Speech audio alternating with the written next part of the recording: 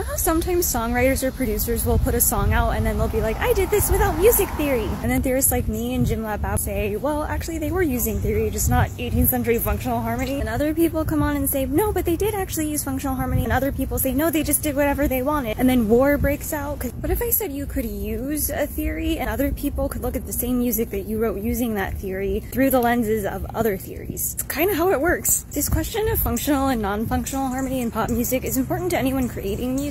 Your brain is wired to think about music in a certain way. You're gonna fall into one of those two camps. That affects your actual mental process when you go about making chord progressions. If your brain is wired to think about harmony from a non-functional standpoint, but you were only taught functional skills, it's gonna make it a lot harder to make music. You're fighting your own brain. Knowing a little bit about these theory areas is gonna help you tremendously with making chord progressions that do what you actually want them to. The camp that looks at pop music today through a lens of functional harmony takes the classical functions and adjusts them, come from more of a place of using them for expectation. You can create predictable or chaotic chord progressions based on how you use these functions. Some big names researching this are Chris White, Ian Quinn, and Stephanie Acevedo. On the non-functional side, we have things like Neo-Riemannian transformation theory. Instead of moving from one chord to the next, it transforms into the next chord by changing as few notes as possible. A C major triad to a C minor triad is a parallel transformation. It only changes one note. You don't have to rely on staying in a key for this. You can have chord progressions from C major to C minor, A flat major, G sharp minor, and that all